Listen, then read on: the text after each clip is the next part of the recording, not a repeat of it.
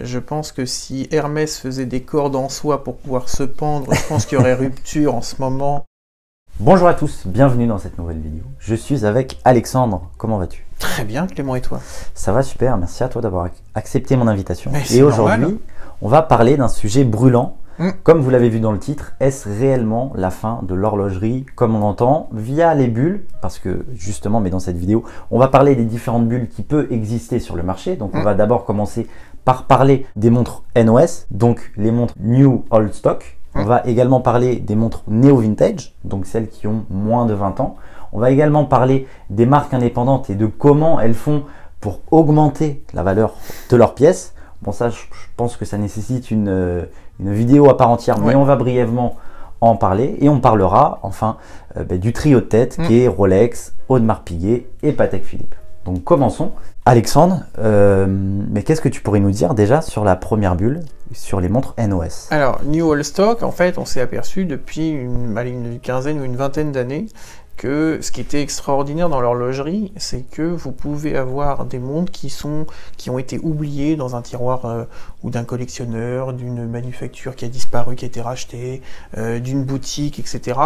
Et donc, en français, le vieux neuf de stock, c'est-à-dire que ça n'a jamais été touché. C'est pour ça que des fois, vous avez des cires de protection, vous avez des choses qui, comme elles sont...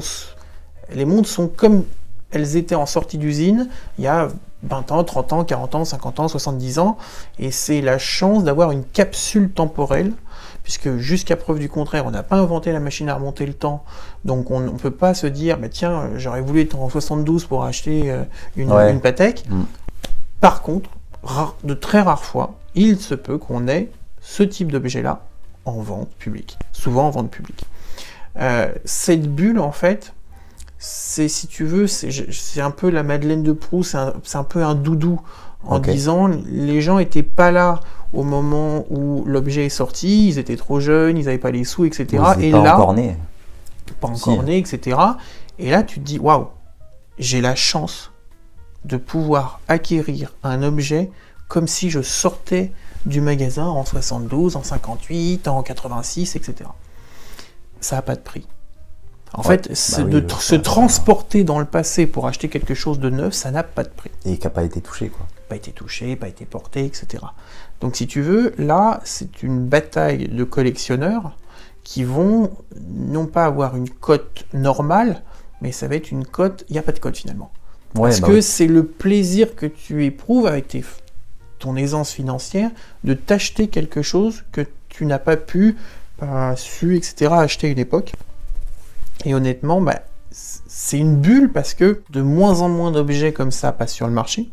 Bah forcément. De plus en plus de gens en veulent. Offre et demande. Donc forcément, les prix grimpent. Ça explose. C'est mécanique. Et aujourd'hui, il faut faire très attention parce que... c'est souvent utilisé à tort, quoi. Le New Old Stock, il faut se replonger dans ce qu'était l'horlogerie il y a plus de 30 ans. Une boîte faite par quelqu'un, un cadran fait par quelqu'un, un mouvement fait par quelqu'un, un bracelet fait par quelqu'un. On assemble dans une manufacture et on vend. Suffit que vous avez une série de boîtes qui n'a pas été envoyée. Un mouvement, des fois c'était les mêmes mouvements ou c'était le mouvement d'une autre maison qui était mis dedans. Les cadrans, tu as toujours des cadrans de service, etc. qui peuvent passer. Et puis voilà, donc si tu te débrouilles bien, t'arrives à prendre ça, Comme les patrimoines horlogers, même si ça commence à prendre un peu d'ampleur et à être un peu plus structuré, sur des marques qui ont disparu du fait de la crise du quartz, du fait de X raisons, etc., va prouver que le numéro, et s'il y a un numéro de série, va prouver que c'est la boîte correspondant au mouvement, correspondant au cadran, correspondant à ce bracelet, etc. C'est très compliqué. Donc on joue sur du flou. Et si tu veux, là il y en a certains, on le sait, il y a des codes qui ont été, il y a des objets qui ont été montés, donc assemblés pour faire une cote. Il y a certaines marques qui jouent sur le côté aujourd'hui dans le néo-vintage, il y a un autre point qui tombe dessus, c'est qu'il y a des marques qui se relancent Nevada Grand Shell et autres, machin, qui puisent dans le passé en faisant des montres neuves, des montres neuves, avec l'aspect de l'ancien ou l'aspect de l'ancien qui n'a pas été touché. Et donc, si tu veux, ce marché de noces modernes, on va dire, c'est un néologisme, mais c'est de faire croire qu'on achète du noce alors que c'est un objet moderne et on lui a donné le goût de l'ancien non touché. Bah, si tu veux, voilà, tout ce qui est Nevada, il y a plein de marques comme ça qui ont été relancées parce que les prix des montres vintage noce a explosé. Ils ont relancé la marque, ils ont fait la même chose. Ça, c'est le prix du noce, le prix du vintage est redescendu. Et une fois que l'effet de mode du nouveau truc est passé, c'est redescendu aussi. Donc, il faut faire attention quand vous achetez du vintage noce, que ça soit du vrai noce complet. Il faut vraiment essayer que vous ayez la traçabilité fond d'un ancien horloger, liquidation judiciaire, traçabilité papier, bon papier, etc. Une vraie preuve de noce, surtout quand c'est des prix importants. Et quand vous avez des montres qui sont rééditées par les marques d'un design très proche, faites attention parce qu'une fois que la vague, l'engouement est dessus, à un moment donné, ça devient de l'écume et ça redescend un peu. Donc attention à cette bulle du vintage New Old Stock. Et donc après ça, il y a le Neo Vintage, donc les montres qui ont moins de 20 ans. Ouais.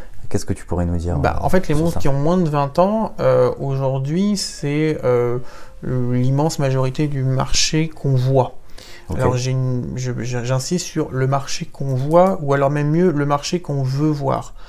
C'est-à-dire que moins de 20 ans, c'est les années 2000, on relance une partie de l'industrie, les grands groupes arrivent, etc. Donc 2000...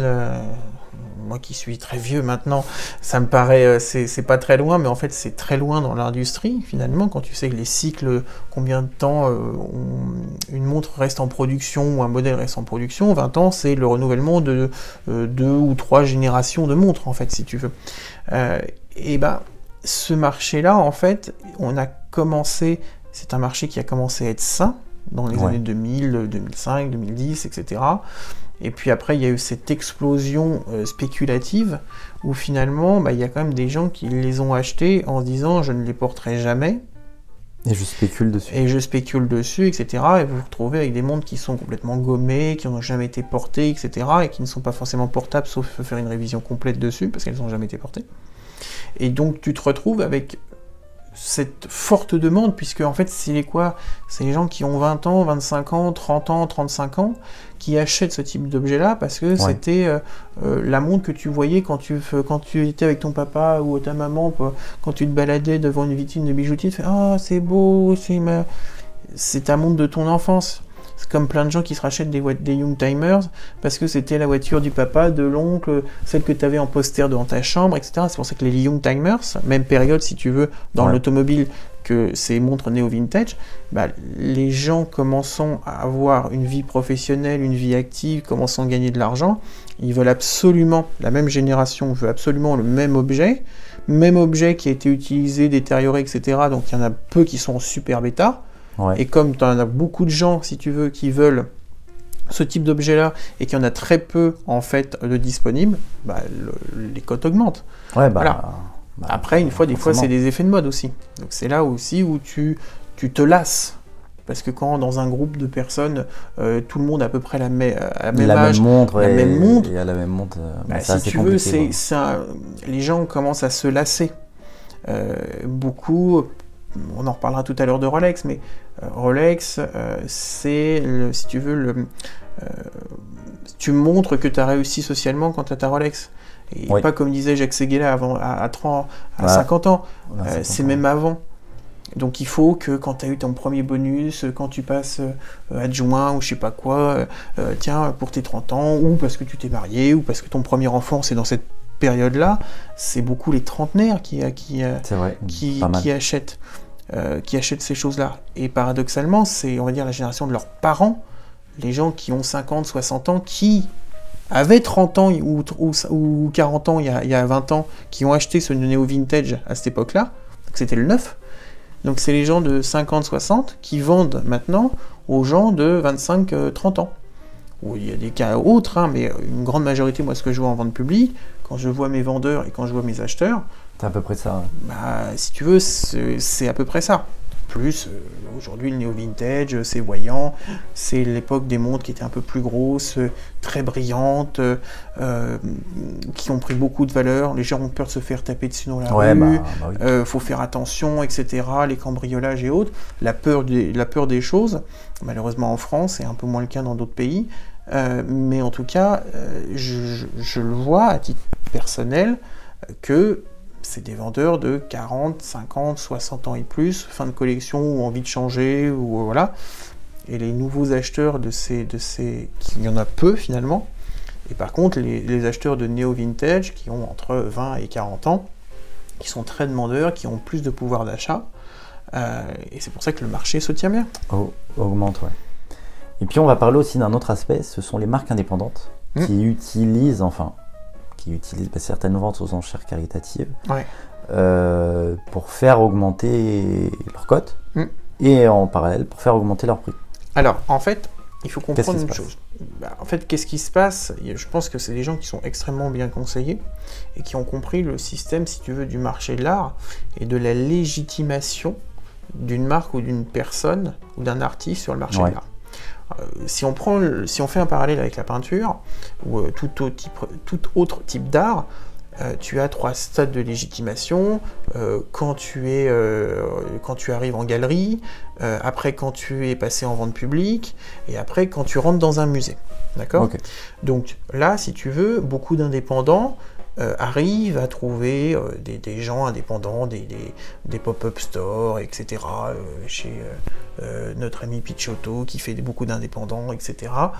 Donc là, ils sont premier niveau de légitimation.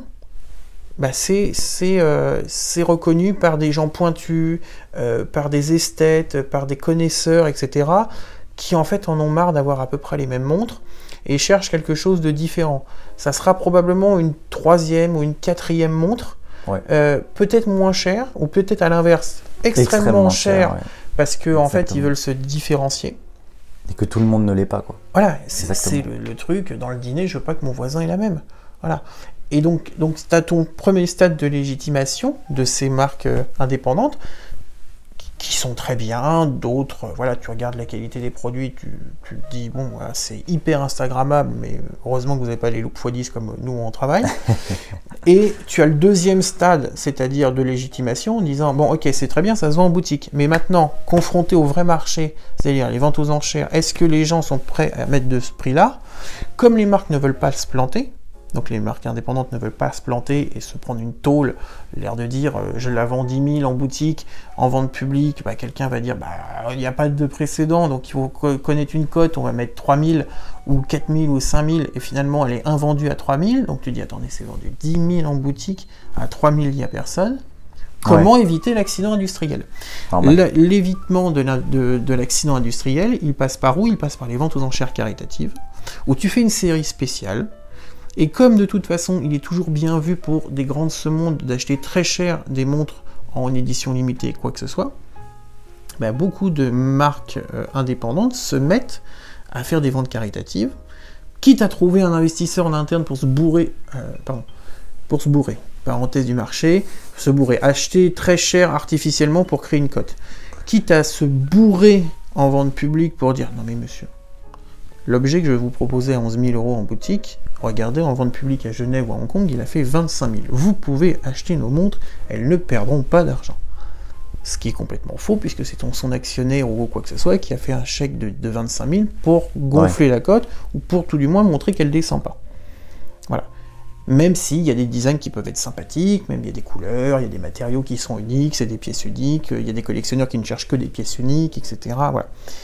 Mais c'est vrai que toutes les ventes aux enchères internationales caritatives façon Holy Watch et autres, où vous voyez que certaines pièces uniques atteignent des sommets. Bon, certes, il y a des complications mais bon, qui sont faites exprès pour la vente quand même. Mais bon, tu te dis, voilà, c'est des one-shot, donc c'est-à-dire que souvent c'est des one-shot, même tu dis qu'il y a des complications, alors il y a plein de banques, il y a plein de marques, je ne vais pas les citer, parce que je veux pas...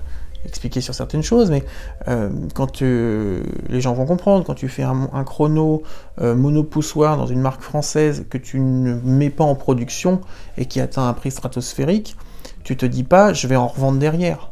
Ou alors ils font des souscriptions qu'on ne voit pas, ce qui peut être le cas, ce que je ne sais pas, mais en tout cas, quand tu fais un modèle one-shot qui ne te sert pas dans ta production boutique ou sur internet, c'est pour le prestige de la marque. Ouais. Tu vois ce que je veux dire? Normal. Et le troisième niveau, on va dire, entre guillemets, quand je vous expliquais tout à l'heure que la légitimation suprême, c'est nous les musées, le troisième niveau de légitimation, bah, ça peut être quand vous gagnez un concours, ou quand c'est reconnu par vos pairs, façon le Grand Prix de l'horlogerie, etc. GPAG, etc. Comme par hasard, depuis quelques années, ils ont fait des catégories, indépendants, nouveaux trucs, etc. Et que vous vous rendez compte quand même qu'il y a une masse assez importante d'horlogers indépendants versus les horlogers historiques, qui sont quand même très présents, / surreprésentés. Donc là, en fait, c'est l'industrie horlogère qui légitime, les pairs légitiment ces marques indépendantes en disant oui, vous avez le prix des trucs les plus créatifs, l'aiguille d'or, le machin, etc.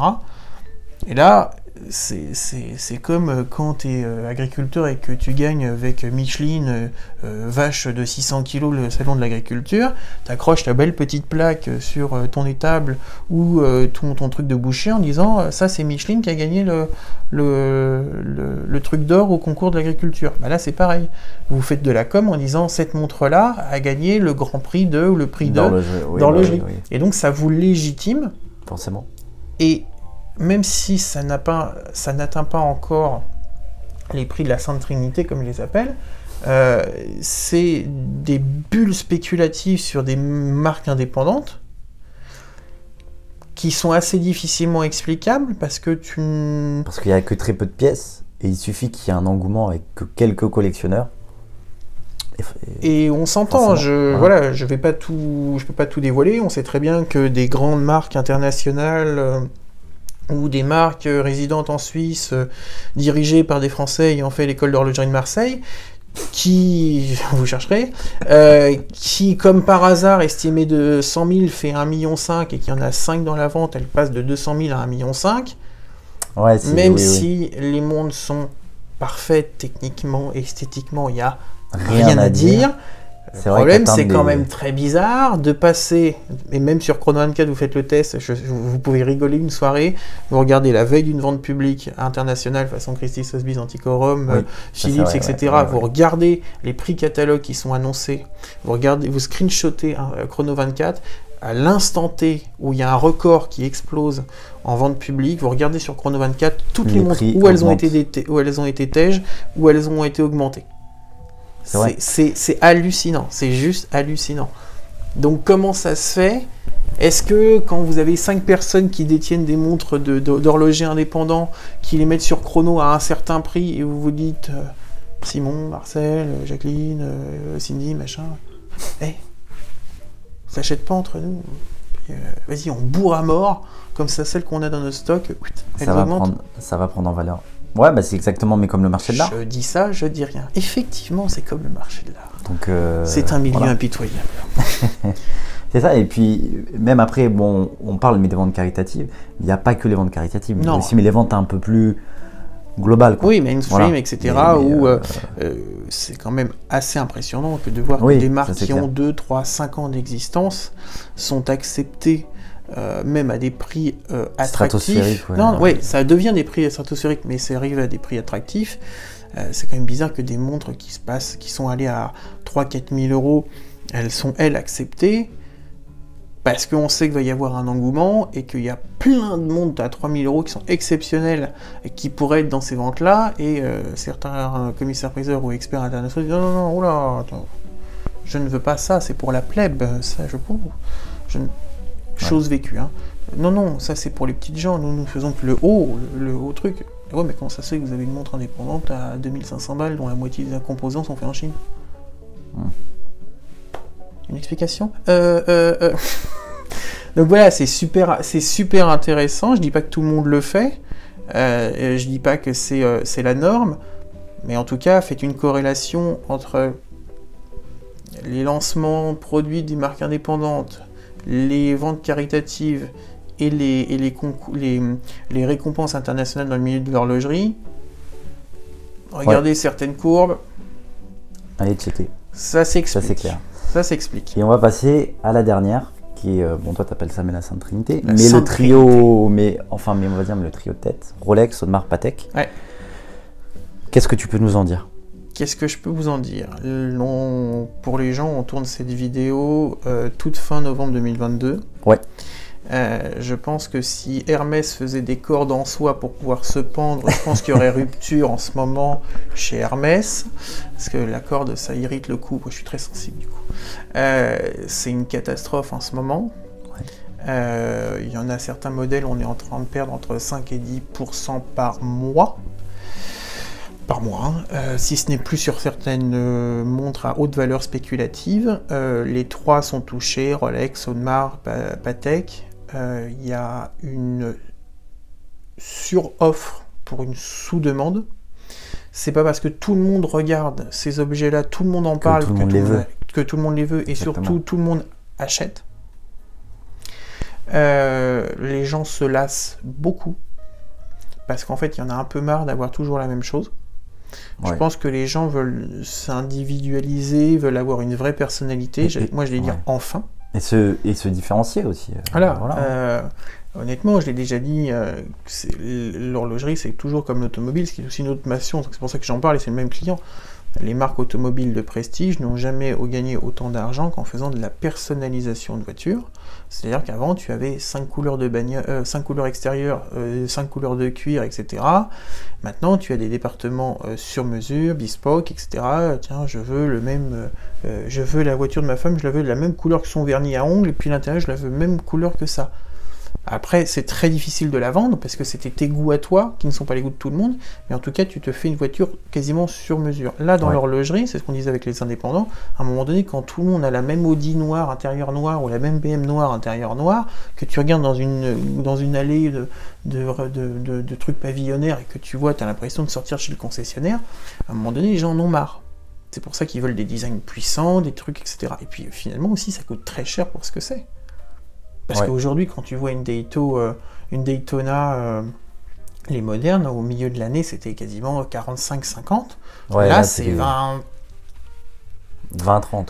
Allez, on va dire 20-30 en fonction de comment elles sont dans leur état. C'est juste x2, x3 le prix boutique, ce qui déjà reste énorme.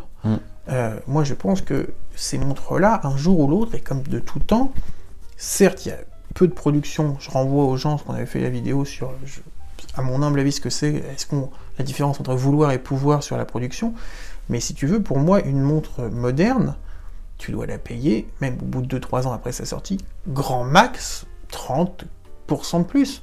Un truc qui est 10 000 balles en boutique, tu dois le payer 13 000 balles, toi, grand max, 14 000 si tu la veux tout de suite, tu fais un caprice de gamin, mais 30%, 40% de plus. Là, on est du x2, x3, quoi. Et donc, en plus que, plus tu fais un truc cher, plus tu fais des envieux. Plus tu fais des envieux, plus c'est dangereux. Le nombre de vols à Paris, le nombre de vols, regarde, la dernière fois, ce qui a choqué énormément de gens, c'est un milliardaire du Golfe qui était à Londres dans sa Bugatti, qui s'est fait taper dessus. J'ai vu. Voilà. Donc, si tu veux, dans toutes les franges de la population, dans toutes les franges des collectionneurs, tu as toujours un pote ou une connaissance. Tu sais qu'un tel, il s'est fait taper dessus à la sortie du resto avec sa femme.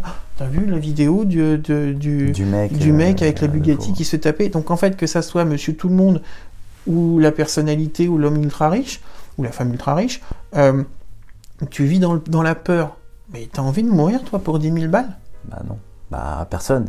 Même mais pour 50 ou pour 100. Hein. Donc, les gens se disent, mais je suis complètement con de sortir avec une Patek, une Rolex, une Audemars, qui est quand même ultra visible, ultra reconnaissable, parce que tout le monde veut la même chose. Tu sors avec un cupé Patek sous ta chemise comme ça, c'est impossible à voir. Évidemment que comme les gens se baladent avec le truc énorme comme ça, limite ils font ça pour montrer qu'ils ont ça au poignet, c'est très visible. Donc voilà, il y a une question de discrétion que les gens n'ont pas encore compris. Mais donc les gens, la Sainte Trinité, aujourd'hui, les gens n'en veulent plus. Donc les prix sont en train de tomber littéralement. Les pros qui les en avaient amassé sont en train de se faire harakiri pour la simple et bonne raison que s'ils ont vraiment besoin d'argent, ils en mettent sur le stock mondial, j'appelle ça le stock mondial sur Chrono 24, etc. Donc avant, tu en avais 200, je sais pas pourquoi, du jour au lendemain, tu en as 250, donc tu rajoutes un quart de disponibilité, bah tu as plus de choix. Donc si tu as plus de choix, bah tu vas là où c'est moins cher. Ouais. Puis si le mec il fait 50 € ou 500 € de moins, bah tu rappelles celui d'à côté, tu dis mais vous vous alignez? Bah ouais. Vous faites moins cher? Bah ouais. Puis en quelques mois, la courbe elle est comme ça. Ouais, bah ouais. Puis petit aparté aussi, un jour ça sera très intéressant dans quelques années, une fois que ce sera établi, mais tu as une corrélation flagrante, à mon humble avis, entre les cours de la crypto et les cours des montres de la Sainte Trinité. Ok. On voit, nous, des gens, et on le sait, certaines maisons de vente internationales ont accepté, et sur Chrono 24, il y avait des gens qui t'acceptaient de la crypto-monnaie. Donc des gens qui avaient acheté de la crypto-monnaie pas très chère, ou qui ont fait des gaps importants, ont blanchi de crypto en montre. Effectivement. Enfin, ouais. Donc, quand tu passes du virtuel au réel, et puisque après c'est la vie, finalement, bon bah tu l'as, mais bon, voilà, puis t'as besoin de bouffer, t'as besoin de faire plein de trucs, le réel a été augmenté. C'est-à-dire que avant tu avais 1 ou 2 personnes qui avaient ça, maintenant plein de gens d'une même génération qui avaient de la crypto ont vendu leur crypto pour s'acheter des montres de luxe. Les montres de luxe, bah, finalement c'est un nouveau jouet, mais tu t'en lasses finalement beaucoup. Puis de toute façon, d'un coup, tout le monde met ça sur le marché. Donc vous prenez les courbes de la crypto, vous prenez les courbes des montres de luxe, on n'est pas très loin. Hein. Donc faut faire très très attention à ça. Et je dis pas que la bulle elle va exploser, je dis que la bulle elle dégonfle. L'exceptionnel, dans un excellent état, avec une super provenance, restera l'exceptionnel. Le truc du commun des mortels, le truc lambda, ça va gentiment redescendre, et je pense que un truc sain, ça sera, allez, comme je te disais tout à l'heure, 30% grand max du prix du neuf, ça sera très bien. Ça fera un peu un écrémage, c'est horrible de dire ça, mais c'est de la ségrégation par l'argent. Il y a un prix boutique, bah, de toute façon vous l'aurez jamais, sauf si vous mettez 30% de plus. Tant que les marques n'auront pas géré leur seconde main, de dire bah, ce que vous avez acheté il y a 5 ans à 10 000, aujourd'hui révisé avec des nouveaux papiers, etc., ça vaut, avant c'était 10 000, aujourd'hui ça vaut 15, ouais. Et non pas 50 parce qu'il y a 50 gugus qui le décident, ça ne sera pas régulé. D'accord? Mais vraiment, à titre personnel, bah, je souhaite vraiment que les marques gèrent un peu mieux ça. Ce qui se passe avec certains grands groupes, LVMH en train de faire ça, avec plusieurs choses. 1 dans les mondes vintage, 2 dans l'industrie du luxe. Mais en tout cas, ouais, ces bulles qu'on vient d'expliquer, je pense que dans chaque bulle, il y a des micro-bulles. Le savoir, c'est que est-ce que la bulle qui tient la bulle qui tient les micro-bulles, est-ce qu'elle explose? Ça veut dire que les bulles, elles vont un peu partir un peu n'importe où et on va pas pouvoir les maîtriser. Est-ce que ces bulles-là, bah, on va les garder et c'est les bulles en interne qui vont péter et un peu ça va être moins géré. Je suis pas Madame Irma, j'ai pas de boule de cristal. Néanmoins, ce que je vois, le vintage NOS, il faut faire vachement gaffe parce que on sait pas d'où ça vient. Le néo vintage, c'est un gros effet de mode, donc ça va un peu se tasser. Les marques indépendantes, faites-vous plaisir, ce que tu portes c'est très bien, mais voilà, il faut se faire plaisir en ayant conscience de ce que c'est, ce que c'est l'objet, où c'est fabriqué. Sachez lire du français s'il vous plaît. Assembler en, ça ne veut pas dire fabriquer à, s'il vous plaît. Assembler en, ça veut dire on prend plein de trucs et on les assemble à un endroit. Ça peut être à Paris, à Genève, en plein milieu de la Creuse ou n'importe où. Mais c'est assemblé en. Donc s'il vous plaît, sachez lire le français ou l'anglais ou n'importe quelle langue. Et il faut faire attention, voilà comment ça peut être manipulé. Et la Sainte Trinité, Rolex, Patek, Audemars, bah, Si vous voulez vraiment vous faire un kiff de vous acheter ces montres-là, faites-le vous. Si vous avez les moyens, mais faites-le et c'est super pour vous. Achetez au meilleur prix possible. Ayez conscience que vous avez potentiellement une décote qui peut se faire plus ou moins rapidement. Mais faites vivre l'objet, c'est déjà le plus important. Ouais. Mais ne pensez pas que la folie qu'on a connue depuis ces 2 ou 3 années Covid, d'explosion des prix, on est vraiment dans le début du creux de la vague, on est vraiment dans ce point haut et on va commencer à descendre.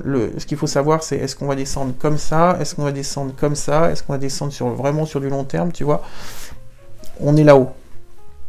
Maintenant, be careful, comme disent les Anglais, faites vraiment attention, ayez conscience de ces différentes bulles pour pouvoir, et non pas investir, parce que ça me fait saigner les oreilles, mais faites-vous plaisir en ayant conscience des potentiels éclatements ou des potentielles diminutions de ces bulles. Ok. Bah, merci Alexandre Je t'en prie. pour ces conseils avisés. Et puis n'hésitez pas, enfin pour ceux qui n'ont pas vu notre précédente vidéo, n'hésitez pas à cliquer sur la vidéo qui s'affiche. Et on vous dit à la prochaine. Salut!